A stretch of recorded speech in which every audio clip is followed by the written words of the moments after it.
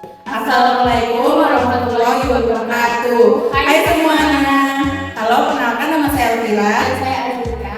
Kami di sini akan menjelaskan tentang Pembentukan portofolio yang efisien.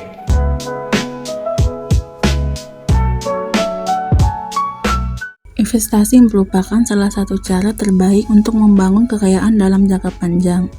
Namun, bagaimana cara memastikan bahwa portofolio yang dibentuk tidak hanya menguntungkan, tetapi juga efisien? Dalam panduan ini akan dibahas langkah-langkah dan strategi untuk membentuk portofolio yang efisien, lengkap dengan penjelasan rinci dan tips menarik. Apa itu portofolio yang efisien? Portofolio yang efisien adalah kumpulan aset investasi yang dirancang untuk memberikan hasil optimal dengan risiko yang minimal. Konsep ini diperkenalkan oleh Harry Markowitz dalam Modern Portfolio Theory atau MPT pada tahun 1952. MPT menekankan pentingnya diversifikasi untuk mengurangi risiko dan meningkatkan potensi keuntungan. Mengapa portofolio yang efisien penting? Yang pertama yaitu meminimalkan risiko. Dengan mendiversifikasi, aset dapat mengurangi risiko keseluruhan portofolio. Yang kedua, maksimalisasi keuntungan. Portofolio yang efisien memungkinkan mendapatkan hasil terbaik berdasarkan tingkat risiko yang Anda ambil. Yang ketiga, fleksibilitas. Portofolio yang terencana dengan baik dapat disesuaikan dengan perubahan kondisi pasar dan tujuan investasi. Selanjutnya, langkah-langkah pembentukan portofolio yang efisien. Pertama, tentukan tujuan investasi. Sebelum memulai, penting untuk menetapkan tujuan investasi. Apakah berinvestasi untuk pensiun, pendidikan anak, atau membeli rumah? Mengetahui tujuan ini akan membantu menentukan jenis aset yang perlu dimiliki. Yang kedua, kenali toleransi risiko. Setiap investor memiliki toleransi risiko yang berbeda. Pertimbangkan faktor-faktor berikut. Yang pertama, usia. Investor muda mungkin lebih bersedia mengambil risiko dibandingkan investor yang lebih tua. Yang kedua, situasi keuangan. Apakah Anda memiliki cadangan darurat? Ini dapat mempengaruhi keputusan investasi. Yang ketiga, ada psikologi investasi. Seberapa nyaman Anda dengan fluktuasi pasar?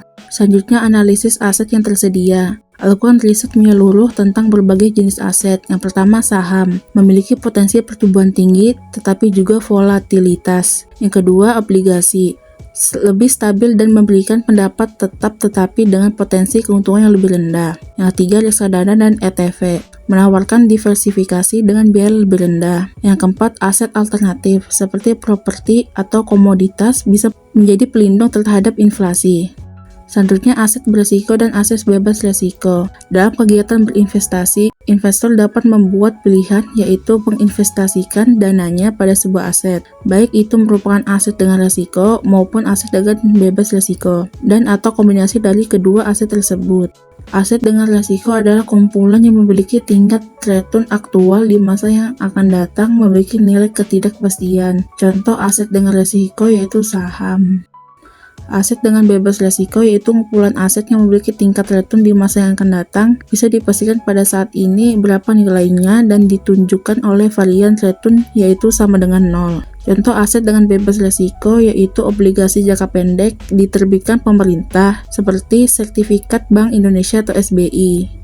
Selanjutnya ada diversifikasi portofolio. Diversifikasi adalah strategi penting dalam pembentukan portofolio. Beberapa cara untuk mendiversifikasi meliputi yang pertama memilih aset dari berbagai sektor industri yaitu teknologi, kesehatan, dan energi. Yang kedua ada menggabungkan aset domestik dan internasional. Yang ketiga mengalokasikan antara aset berisiko tinggi dan rendah. Selanjutnya ada hitung resiko dan keuntungan. Gunakan alat analisis seperti yang pertama, expected return atau pengembalian diharapkan. Rata-rata pengembalian dari suatu aset berdasarkan data historis. Yang kedua ada standard deviation atau deviasi standar, ukuran volatilitas atau resiko dari suatu aset. Berikutnya ada optimisasi dengan efficient frontier. Setelah menghitung resiko dan pengembalian, plot kombinasi portofolio pada grafik risk return. Garis efficient frontier menunjukkan kombinasi optimal dari resiko dan imbal hasil. Pilih portofolio di garis ini untuk mendapatkan hasil terbaik. Selanjutnya, pantau dan rebalance portofolio secara berkala. Kondisi pasar selalu berubah. Jadi, penting untuk yang pertama mengawasi kinerja portofolio secara rutin dan yang terakhir melakukan rebalancing jika proporsi aset tidak sesuai lagi dengan tujuan awal. Strategi dalam pembentukan portofolio efisien. Yang pertama ada strategi pasif, menggunakan indeks pasar sebagai acuan tanpa banyak perubahan pada komposisi portofolio. Cocok bagi investor yang ingin meminimalkan biaya transaksi. Yang kedua, strategi aktif, melakukan analisis mendalam untuk memilih saham atau aset tertentu dengan harapan mengalahkan pasar, memerlukan waktu dan pengetahuan lebih. Dan yang terakhir, strategi alokasi aset dinamis, mengubah proporsi alokasi aset berdasarkan kondisi pasar saat ini, fleksibel namun memerlukan pemantauan terus-menerus. Tips membuat portofolio lebih menarik. Yang pertama, gunakan teknologi investasi. Manfaatkan aplikasi atau platform investasi modern yang menyediakan alat analisis resiko dan simulasi portofolio. Yang kedua, tambahkan sentuhan pribadi. Pilih aset yang sesuai dengan nilai atau minat pribadi, seperti saham perusahaan teknologi jika menyukai inovasi. Yang terakhir, edukasi diri secara berkelanjutan. Ikuti seminar, baca buku investasi, atau pelajari strategi baru untuk terus meningkatkan kemampuan.